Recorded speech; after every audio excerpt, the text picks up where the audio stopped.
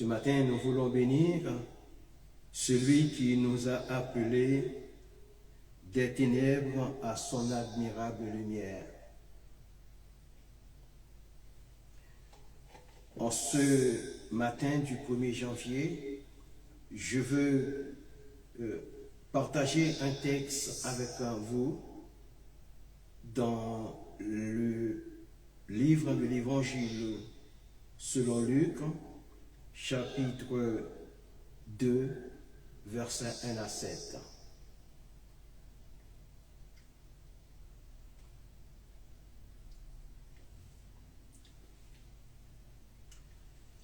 En ce temps-là, un décret de César Auguste ordonna que toute la terre en fût recensée. Ce premier recensement eut lieu pendant que Quirinius était gouverneur de Syrie. Tous allaient se faire inscrire, chacun dans sa ville. Joseph aussi monta de la ville de Nazareth en Galilée vers la Judée, à la ville de David, appelée Bethléem, parce qu'il était de la maison et de la famille de David, pour se faire inscrire avec Marie, sa fiancée, qui était enceinte. Pendant qu'ils étaient là, le temps où elle devait accoucher arriva, et elle enfanta son fils, son premier-né. Elle l'emmaillota et le coucha dans une mangeoire, parce qu'il n'y avait pas de place pour eux dans l'hôtellerie. Amen.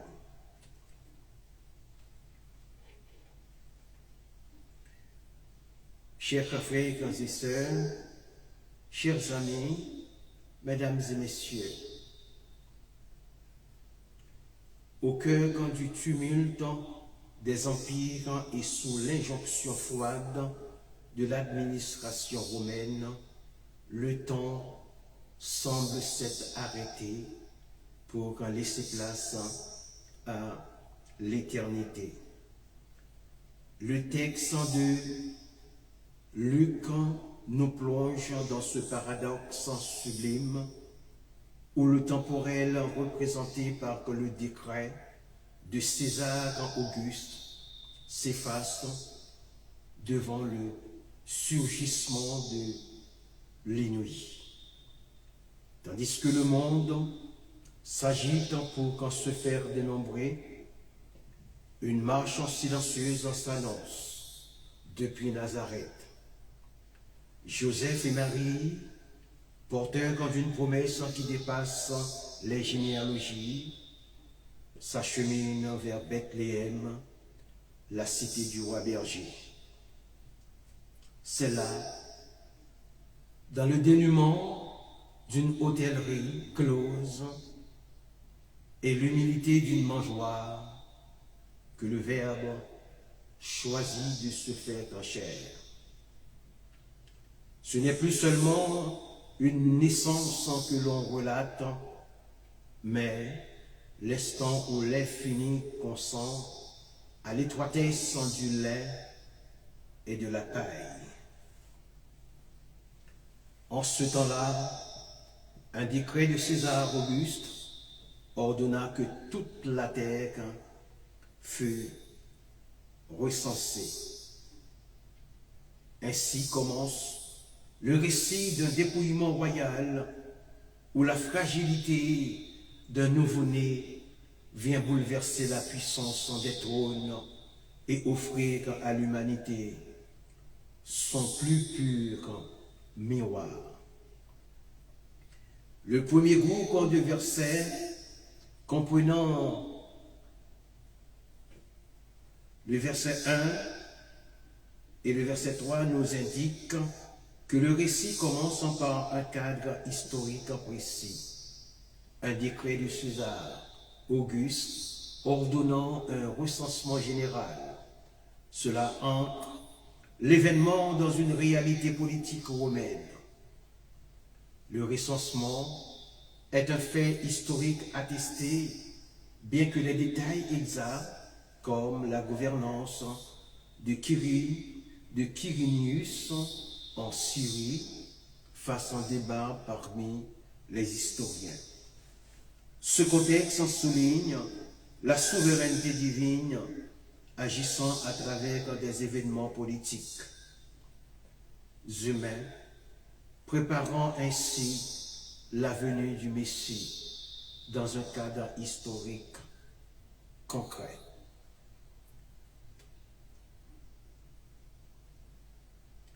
Le deuxième groupe de versets comprenant le verset 4 et 5 nous parle du voyage de Joseph à Bethléem. Joseph, en descendant de la maison de David, doit se rendre à Bethléem, la ville ancestrale de David, pour s'inscrire.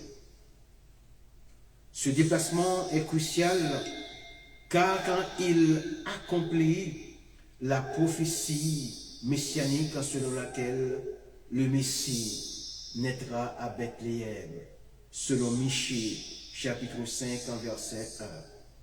Marie, fiancée de Joseph et enceinte, l'accompagne, ce qui souligne la réalité humaine et humble de la naissance. Dans le verset 7 de Luc 2, il est dit qu'il n'y avait pas de place pour eux dans l'hôtellerie. Ce détail souligne la saturation des hébergements à Bethléem. Cette saturation peut s'expliquer par le recensement ordonné par César Auguste, qui obligeait tous les habitants à retourner dans leur ville d'origine pour s'inscrire. Bethléem, petite ville, recevait donc un afflux inhabituel de personnes, ce qui rendait les logements rares. Certains chercheurs suggèrent que cette période coïncidait avec des fêtes païennes ou des célébrations romaines ou des célébrations d'autres fêtes païennes, ce qui aurait augmenté la fréquentation des lieux. Cela pourrait expliquer pourquoi les auberges étaient pleines, car quand beaucoup de gens voyageaient pour ces événements. Aujourd'hui, lors des grandes fêtes ou événements populaires tels que Noël, Nouvel An, festivals, grands rassemblements religieux ou sportifs, les hôtels et les transports connaissent une forte demande. Cette demande accrue entraîne souvent une hausse des prix et une saturation des capacités d'accueil.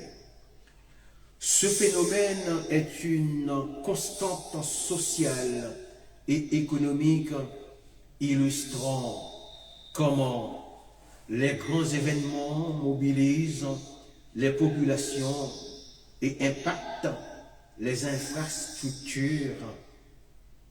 Le fait qu'il n'y avait pas de place dans l'hôtellerie à Bethléem peut être vu comme un reflet d'une réalité humaine universelle. Lors des grands rassemblements, qu'ils soient religieux, culturels ou festifs, les lieux d'accueil sont saturés et les coûts augmentent. Cela donne une dimension très concrète et actuelle au récit biblique, reliant l'histoire ancienne à notre expérience contemporaine.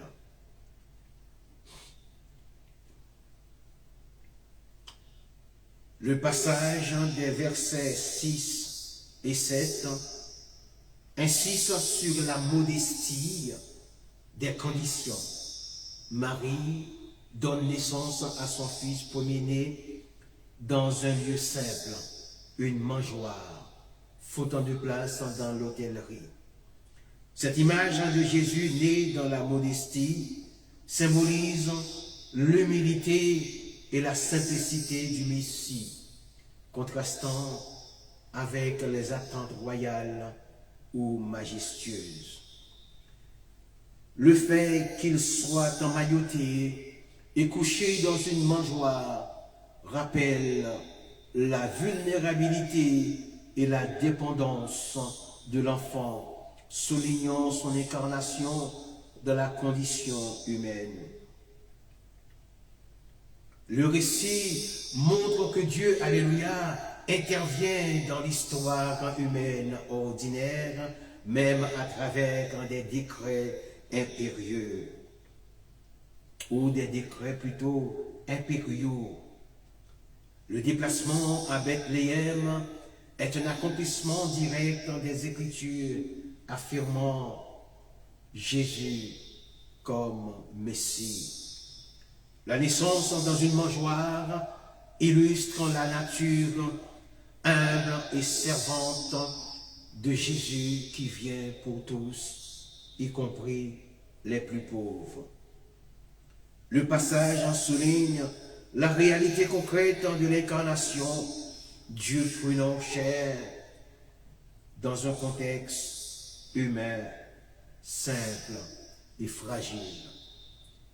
Il présente la naissance de Jésus non pas comme un événement mythique ou grandiose, mais comme un fait historique ancré dans la réalité, marqué par l'humilité et la simplicité, tout en accomplissant les promesses divines.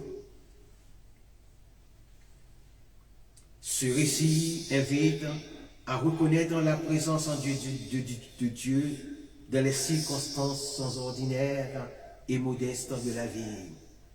Imaginez-vous, il y a plus de 2000 ans, dans la nuit froide et silencieuse d'une campagne paisible de Judée, des bergers veillant sur leur troupeau. Ces hommes simples, habitués à la solitude et à la nuit, sont les témoins d'un événement qui va bouleverser le monde à jamais. Voyons ce que nous dit le verset 8. La nuit est noire, le ciel étoilé, le silence profond. Ces bergers sont des hommes ordinaires, modestes, sans pouvoir ni richesse, mais ils sont là, fidèles à leur tâche, veillant sur ce qui leur a été confié. Cette nuit, pourtant, ne sera pas comme les autres. C'est dans l'ordinaire que Dieu choisit d'agir, dans la simplicité, dans l'humilité. Au verset 9 et 10, nous voyons que la nuit est illuminée par une lumière divine soudaine. La gloire de Dieu éclate dans le ciel et la peur saisit les bergers. Mais l'ange les rassure. Ne craignez pas. Ce message est une invitation à dépasser la peur, à ouvrir son cœur à la paix et à la joie. La lumière divine vient percer l'obscurité, apportant un espoir nouveau. La bonne nouvelle, une joie pour tous, est mentionnée dans les versets 11 et 12 de Luc 2. L'ange proclame une nouvelle qui dépasse tout ce que l'on peut imaginer. Un sauveur est né, un Messie, un Seigneur. Cette naissance n'est pas réservée aux puissants, mais annoncée aux bergers, symbole des humbles et des petits. La joie promise est universelle, elle est pour tout le peuple. Le verset 12 nous présente un enfant emmailloté dans une mangeoire. Le signe est simple, humble, presque déroutant. Le roi des rois ne naît pas dans un palais, mais dans une étable, couché dans une mangeoire. Cette image nous rappelle que la grandeur de Dieu se révèle dans la faiblesse, que la puissance divine se manifeste dans la fragilité de l'enfant. La multitude céleste est vue dans la louange universelle des versets 13 et 14 de Luc 2. La nuit est alors remplie d'une symphonie céleste.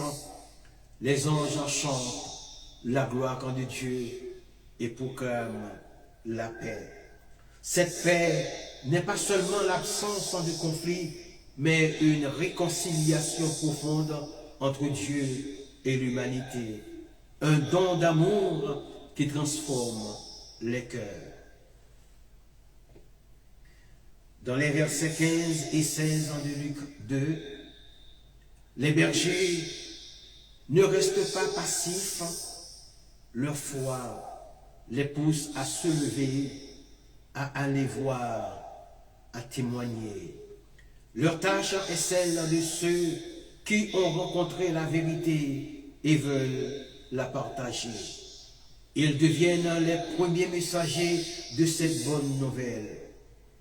Chers amis, cette nuit-là, dans l'obscurité, une lumière est née.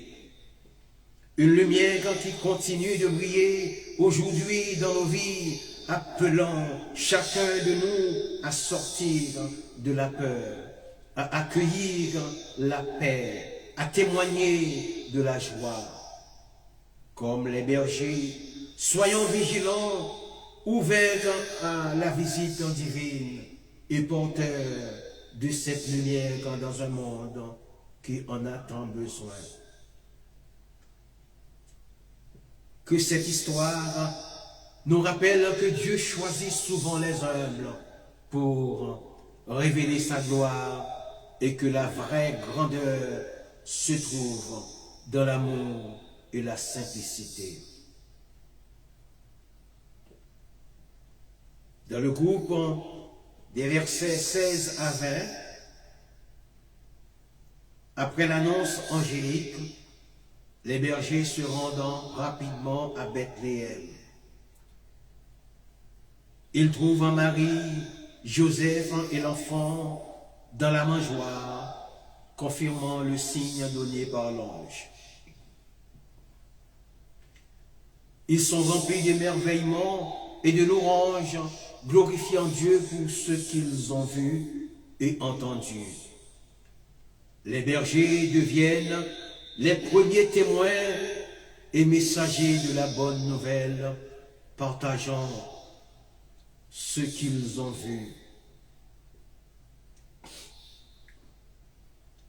La foi active conduit à la louange et au témoignage. Dieu se révèle aux humbles et les appelle à être ses témoins. Voyons ce que nous dit le verset 21. Selon la pratique juive, Jésus est circoncis le 8e jour conformément à la loi juive. Le nom de Jésus, signifiant Yeshua, le nom de Jésus, Yeshua, signifie Dieu sauve et a été donné par l'ange avant la naissance. Le nom souligne la mission salvatrice de Jésus. Alléluia. Maintenant, voyons les versets 22 et 24. À 24. Marie et Joseph accomplissent la purification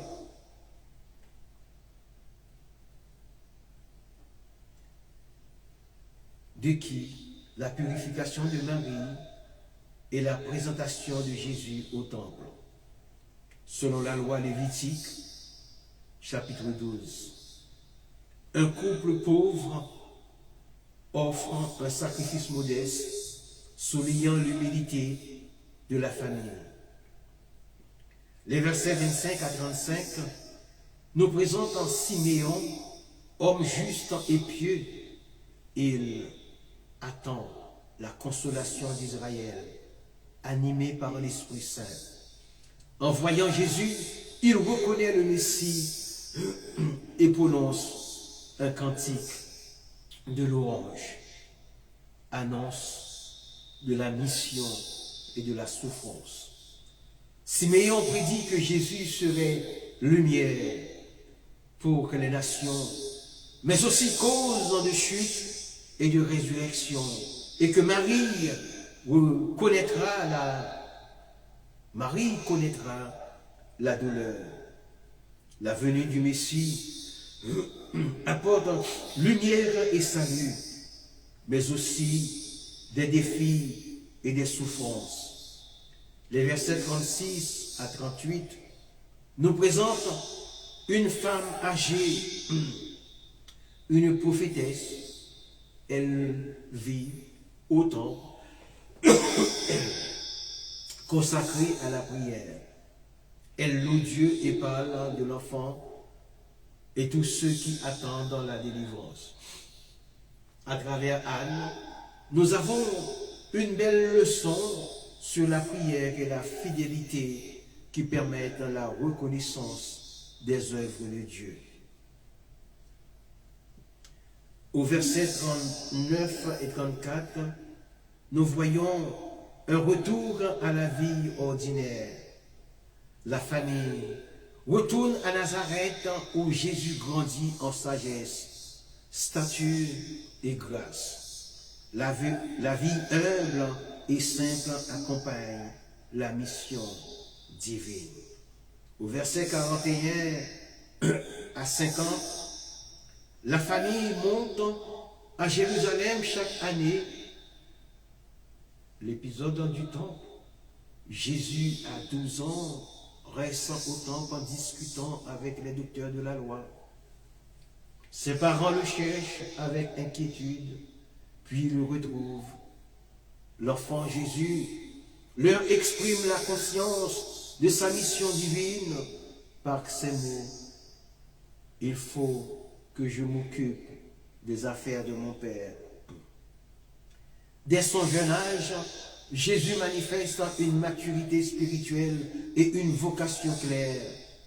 Ce passage montre la continuité entre la naissance humble de Jésus et sa mission divine. Il souligne l'importance de la foi, de la prière et de la fidélité à la loi et de la reconnaissance de la présence de Dieu dans la vie quotidienne. La rencontre avec Siméon et Anne illustre la patience et l'espérance dans l'attente du salut. L'épisode au temple révèle la conscience sans précoce de Jésus de sa vocation unique.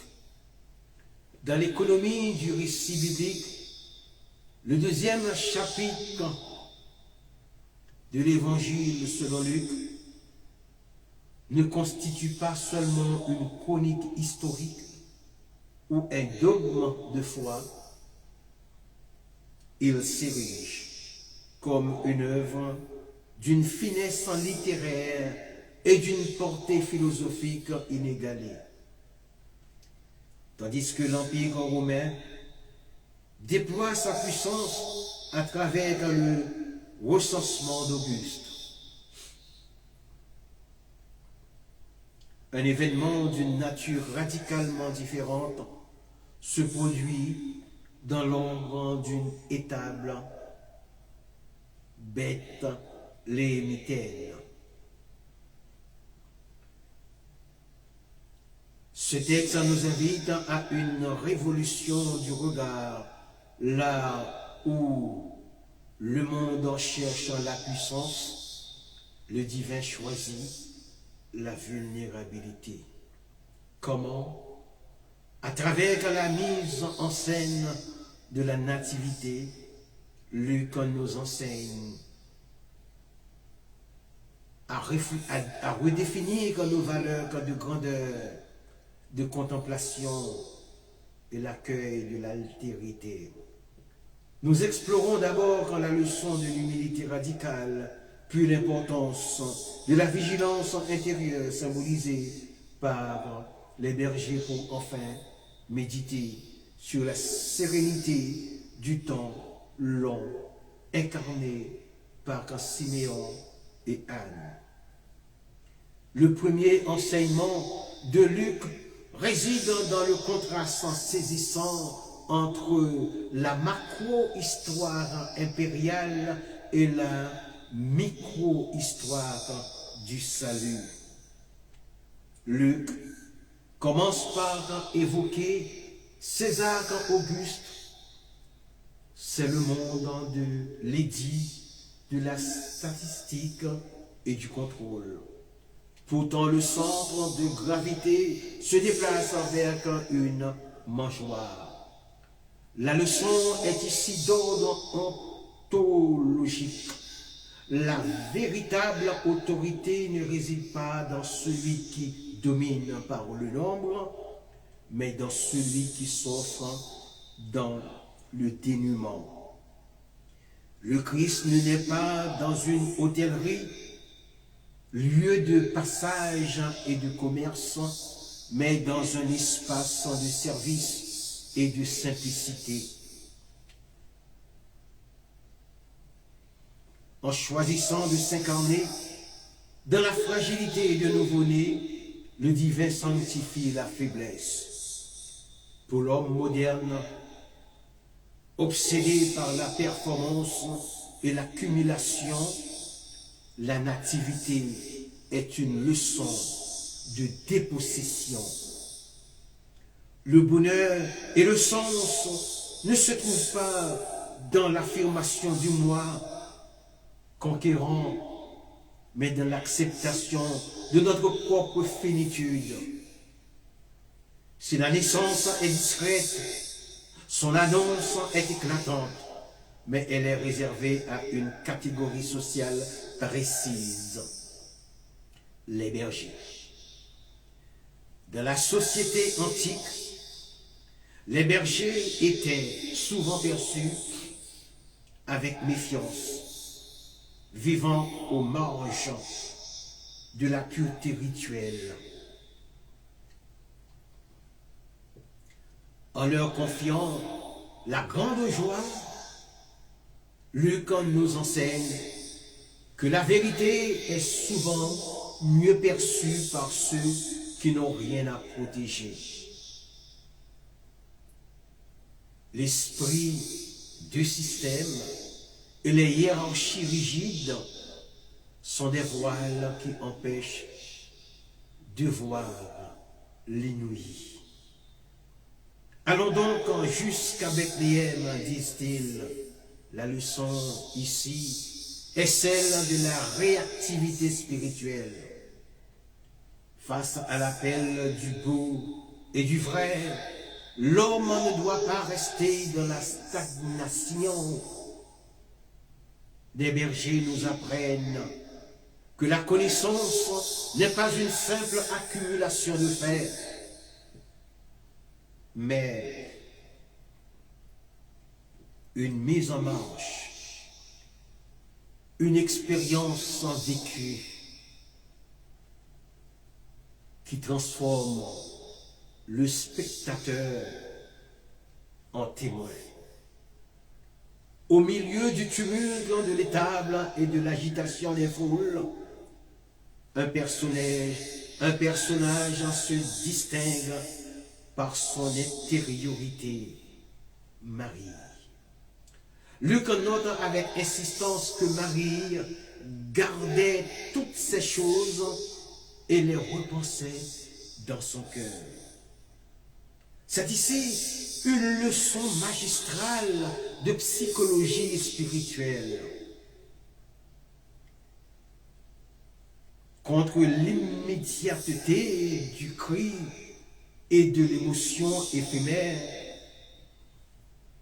Marie propose la rumination. Marie ne se contente pas de voir, elle tisse les événements entre eux pour en faire une étoffe de sens. Alléluia. Dans un monde saturé d'informations, l'épisode lucanien nous invite à créer un espace intérieur, un jardin secret où les événements de nos vies peuvent enfin s'éclairer mutuellement. La sagesse n'est pas dans l'événement lui-même, mais dans la profondeur du regard que nous portons sur lui.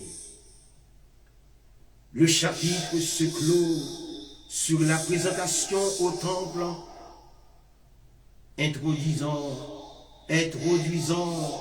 deux figures de la patience, Siméon et Anne. Siméon a attendu toute sa vie. Sa rencontre avec l'enfant n'est pas le fruit du hasard, mais d'une longue fidélité. Luc nous livre ici une leçon sur le temps.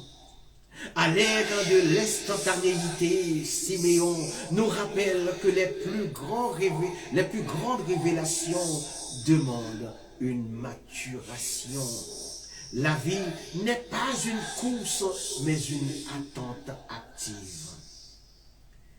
Nous avons dépeint les différentes sections du texte. Maintenant, voyons ce qui en découle. Dans l'écrin de cette attente active s'inscrivent une convergence entre la théologie de l'Épître aux Hébreux chapitre 11, versets 13 et 14 et la figure de Siméon en Luc chapitre 2, versets 25 à 35.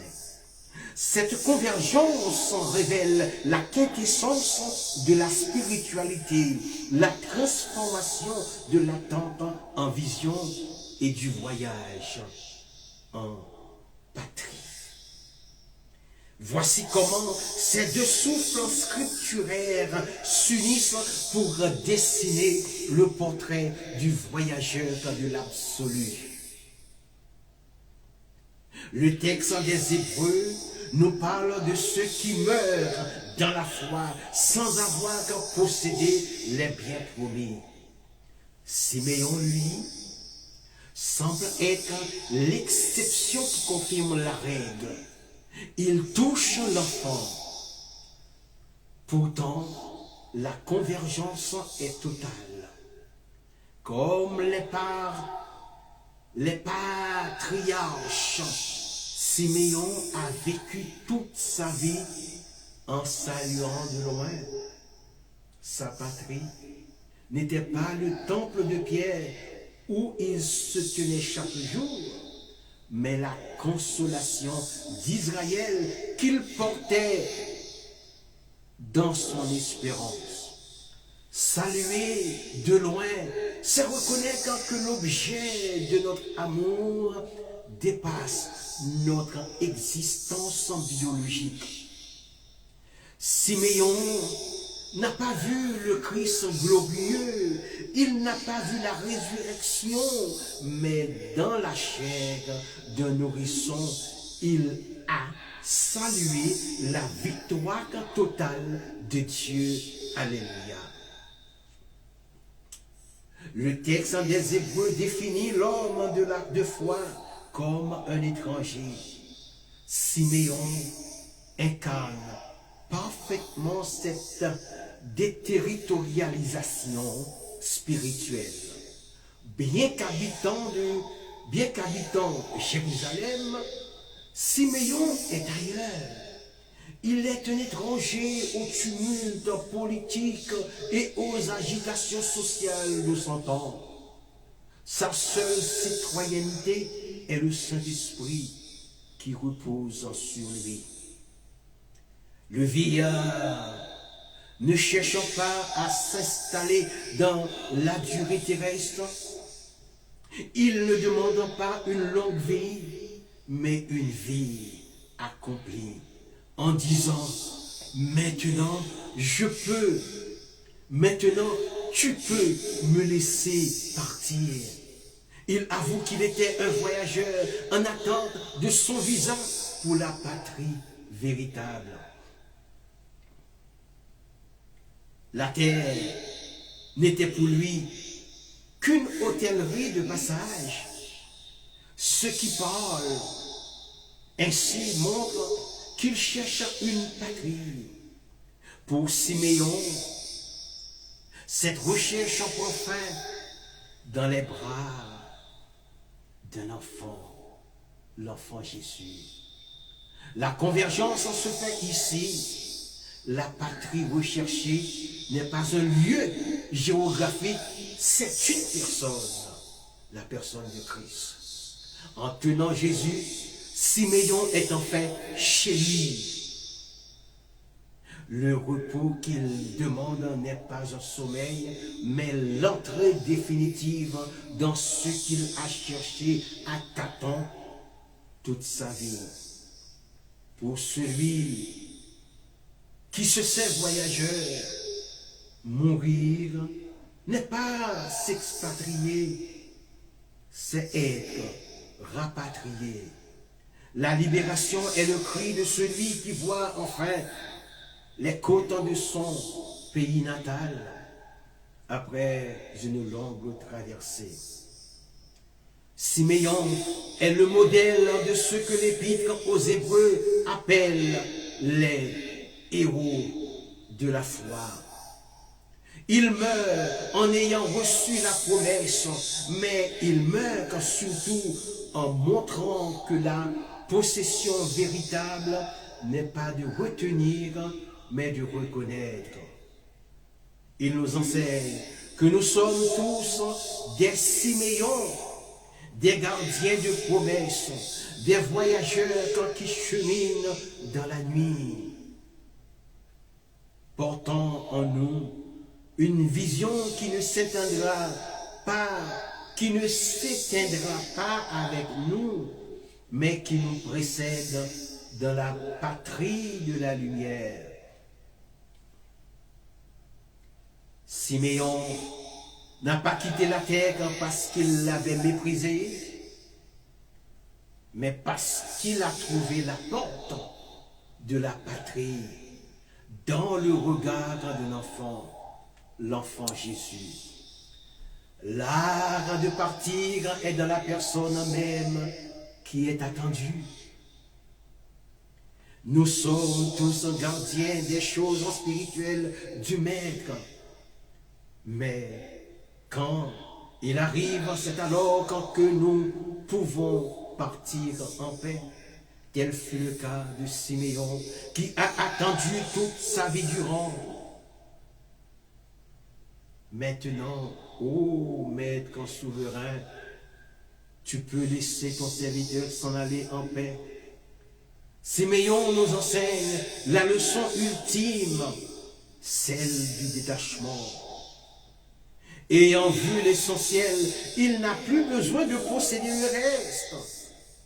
C'est une invitation à vivre avec une telle intensité de présence que la fin de l'existence peut être accueillie comme un accomplissement et non comme une spoliation. Cette analyse en touche au cœur même de la mystique lucanienne. La figure de Siméon n'est pas seulement celle d'un vieillard au terme de sa vie, mais celle de l'humanité parvenue à son achèvement parce qu'elle a enfin posé son regard sur l'essentiel, la venue de Jésus. Pour prolonger cette réflexion dans ce style abordable à tous, nous pourrions explorer cette idée de l'art de partir à travers 3 dimensions métaphysiques. La première dimension est la rencontre comme libération. L'attente de Siméon n'est pas une attente passive ou mélancolique.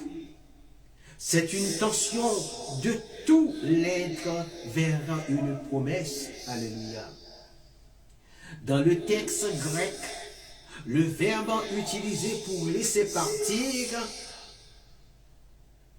apolio, est celui que l'on emploie pour libérer un prisonnier ou délier un navire de ses amarres. La leçon ici est profonde.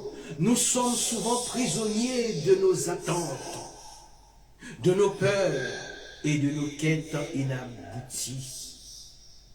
La venue du Maître dans nos vies agit comme une clé. En rencontrant le Christ, Siméon ne meurt pas au sens tragique. Il est délié. Il est délié. Sa vie est devenue complète et donc il peut la rendre. Deuxième dimension est le gardien du seuil ou l'éclaireur de l'attente. Il est souligné avec justesse que nous sommes gardiens des choses spirituelles. Siméon incarne la fidélité au dépôt sacré. Il est celui qui ne s'est pas lassé malgré le silence des années dans une société de l'immédiateté. Siméon nous enseigne que la garde spirituelle est une veille nocturne. C'est lorsque l'objet de notre foi passe de l'état de promesse à l'abstrait, à celui de la présence charnelle, c'est-à-dire que l'enfant Jésus dans ses bras, que notre mission de gardien s'accomplit. Le départ en paix n'est possible que parce que le relais est passé. Le gardien a remis les clés au propriétaire. La troisième dimension est la vision qui précède le départ. Car mes yeux ont vu ton salut. Pour Luc, la paix de Siméon découle de la vision. Il ne part pas dans l'inconnu, il part dans la lumière qu'il a enfin contemplée. Cet art de partir est une invitation à cultiver une vision intérieure, si nette qu'elle dissipe l'angoisse de la faim. Comme il est dit, c'est la personne même qui est attendue qui devient le passage. Le Christ n'est pas seulement celui qui vient, il est celui qui, par sa présence, transforme la fin de notre voyage en une arrivée au port. Le départ de Siméon est le plus beau poème du Nouveau Testament, car il transforme le crépuscule d'une existence en l'aurore d'une éternité. Cette distinction nous plonge dans l'une des tensions les plus subtiles de l'évangile de Luc. Entre la paix telle que le monde la conçoit et la paix que Siméon serre contre sa poitrine, il n'y a pas seulement une différence de degré, mais une différence de nature. Dans le contexte de Luc, au chapitre 2, la paix mondiale est représentée par la contrainte. C'est une paix imposée par le haut, par la force du recensement et de la légion et des légions de César Auguste. Une paix de confort. Elle se définit par la sécurité matérielle, l'ordre social et l'absence de guerre apparente. Une paix fragile. Elle dépend des circonstances extérieures. Si l'empereur change ou si l'économie s'effondre, cette paix disparaît. Une paix qui craint la fin pour le monde, le départ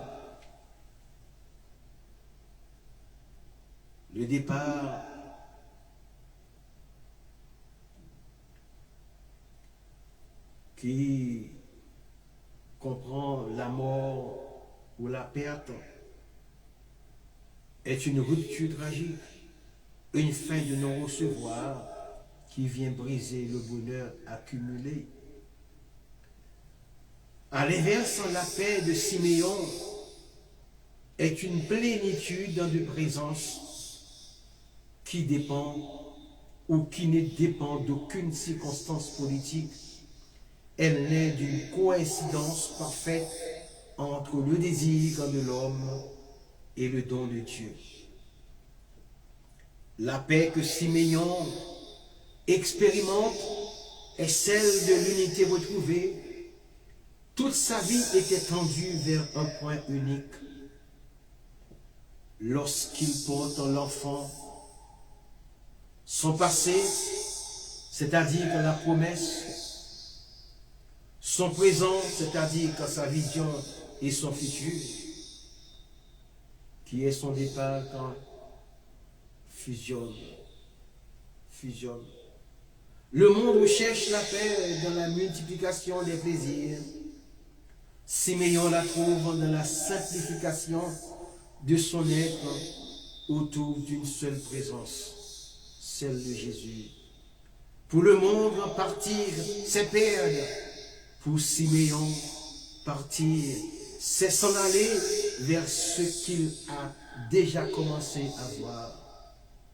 Sa paix est celle du veilleur qui voit enfin poindre l'aurore.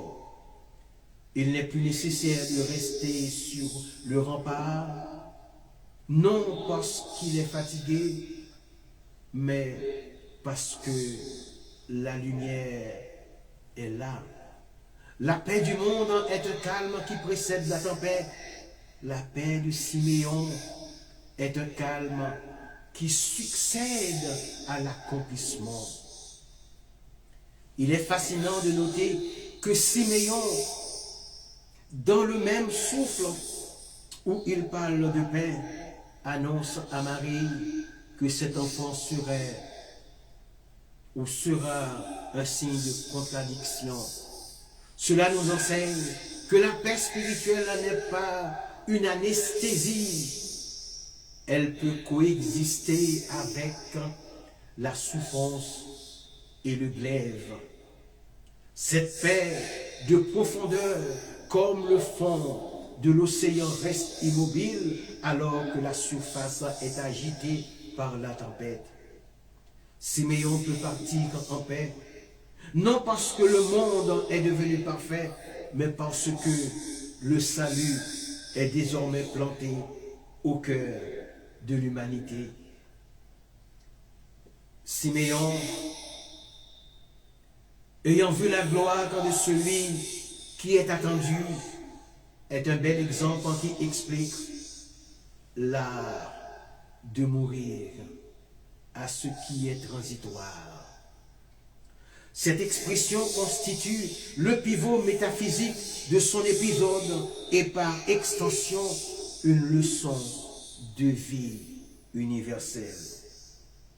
Dans le sillage de cette réflexion, nous pouvons explorer comment cette mort au passager n'est pas une annihilation, mais une libération vers l'essentiel. L'art de partir ou de mourir, tel que Siméon nous le transmet, est l'acte ultime de liberté. Il nous apprend que nous ne sommes pas les propriétaires de notre vie, mais les intendants d'une espérance. Quand le maître arrive, le gardien n'est pas congédié avec mépris. Il est libéré avec les honneurs. Le départ devient alors l'acte le plus serein de l'existence. Ce n'est plus un saut dans le vide, mais une remise de soi entre les mains de la paix, faite chair, celle de Jésus. L'épisode de la naissance de Jésus, selon Luc 2, constitue un traité de vie en miniature. Il nous exhorte à quitter les fastes, de l'orgueil pour la vérité de la crèche. Les leçons à en tirer sont celles d'une humanité renouvelée, l'humilité comme socle de toute rencontre, la vigilance pour savoir lire les signes dans les marges de nos vies, la méditation pour transformer nos expériences en sagesse, l'espérance qui sait attendre le lever du jour. En définitive, Luc nous suggère que la lumière la plus pure ne jaillit pas des palais impériaux, mais de la paille, d'une étable, à condition d'avoir le cœur assez humble pour s'abaisser jusqu'à elle. C'est précisément là que réside la subversion poétique lucanienne. En terminant sur cette image de l'abaissement, nous voilà au concept théologique du dépouillement, mais traduit dans une esthétique de lumière. Pour clore cette prédication, nous pourrions synthétiser cette éthique de l'abaissement en 3 mouvements finaux, comme les 3 temps d'une respiration spirituelle.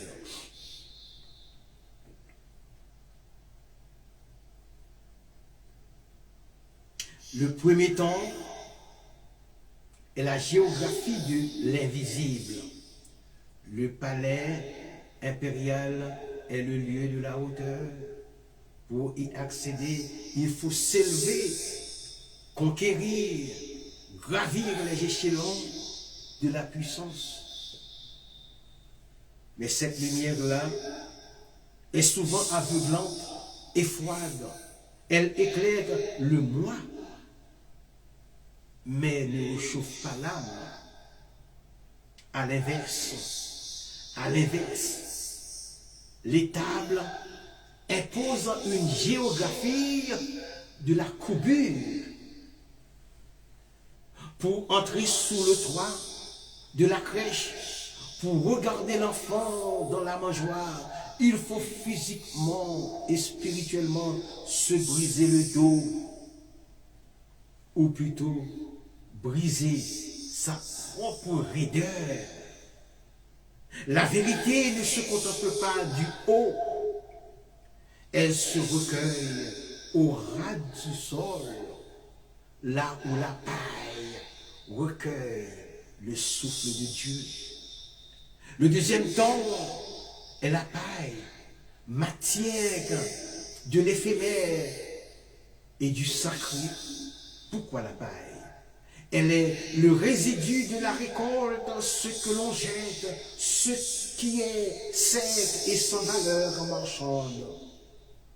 C'est le comble du transitoire. Pourtant, c'est ce matériau dérisoire qui devient le trône du roi. Luc nous enseigne que rien n'est trop vil pour être transfiguré.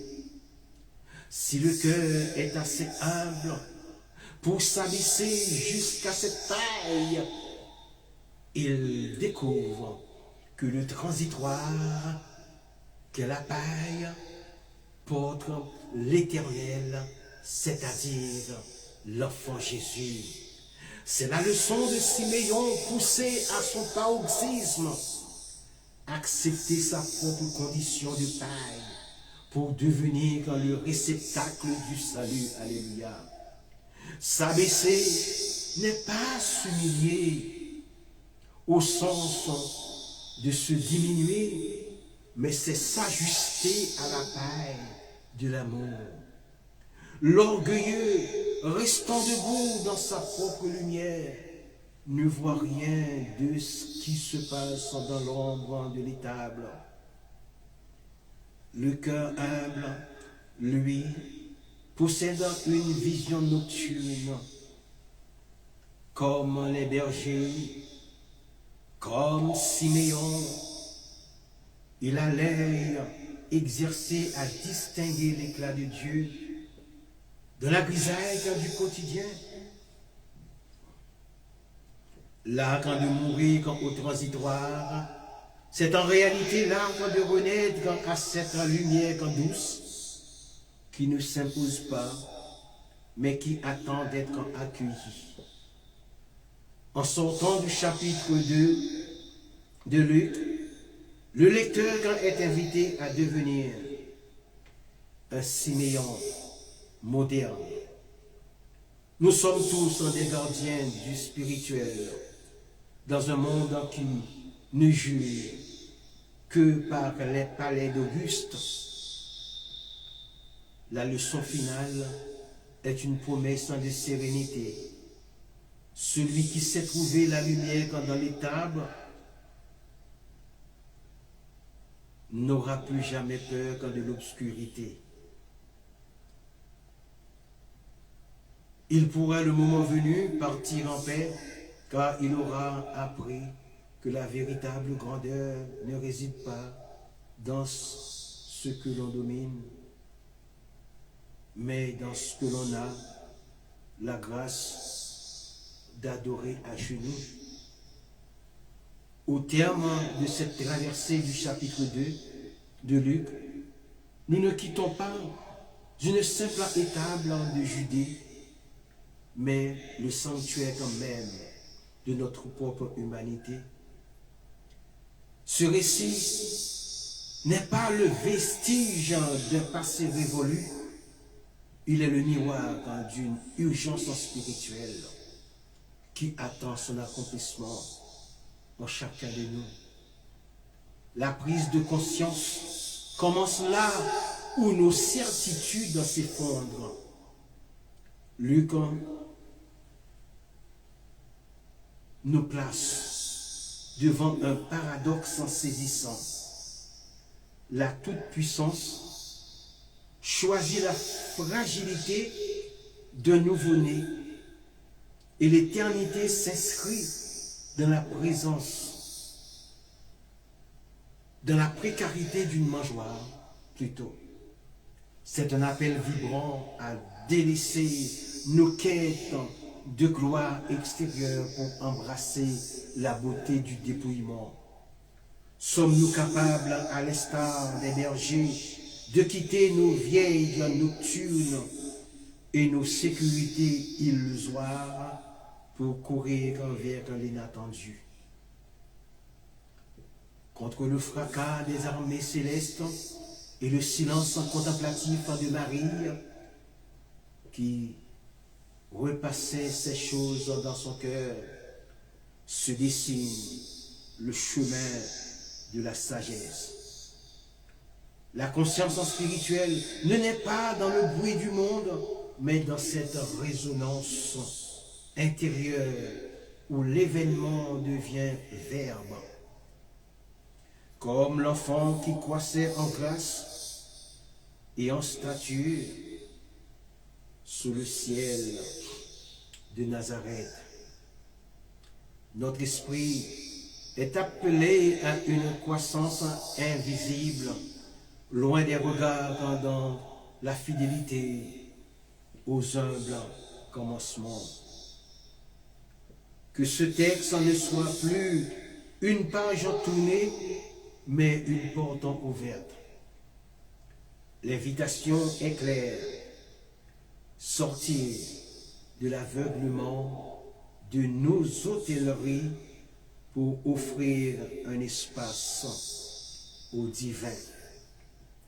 La véritable nativité est celle qui s'opère dans l'âme quand, cessant de chercher le sacré dans les hauteurs abstraites, nous le reconnaissons dans le visage de l'autre et dans la nudité de l'instant présent.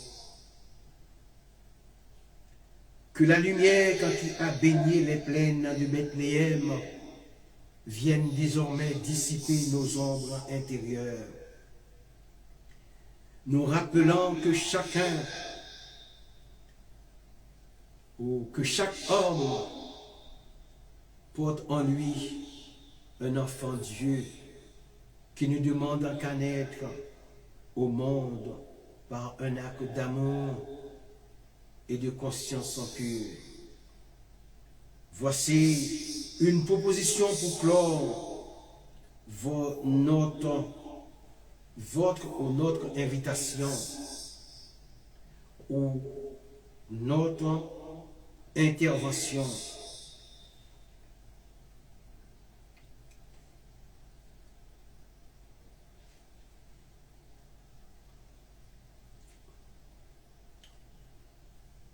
Mesdames et messieurs, chers auditeurs,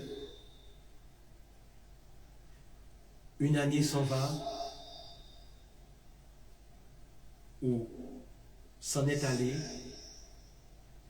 et une autre est venue. Que ce passage ne soit pas un simple glissement du calendrier, mais une véritable transfiguration de votre regard.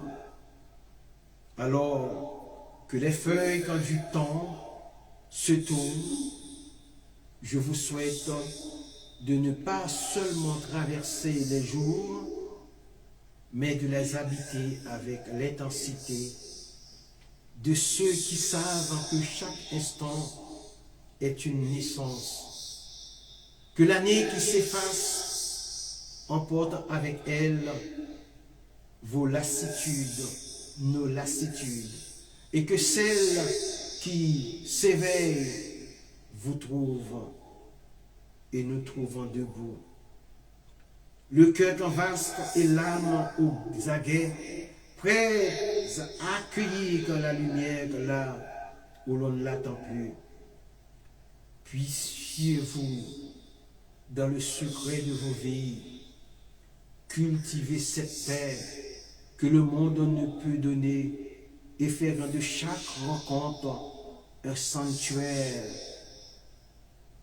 À chacun de vous, je souhaite une année de présence à soi-même et d'éveil au monde.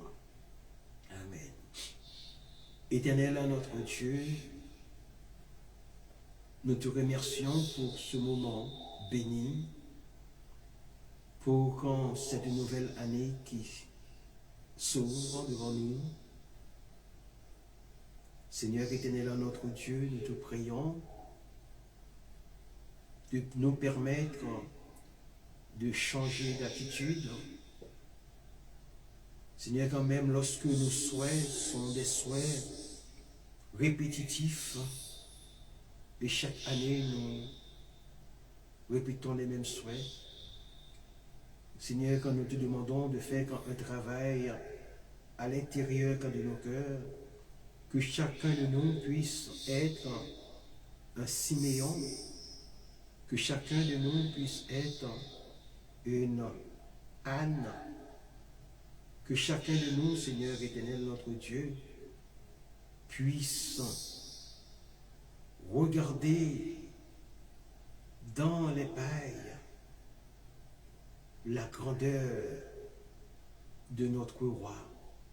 Seigneur, que nous te prions, au nom de Jésus, à qui soit la gloire au siècle des siècles. Amen.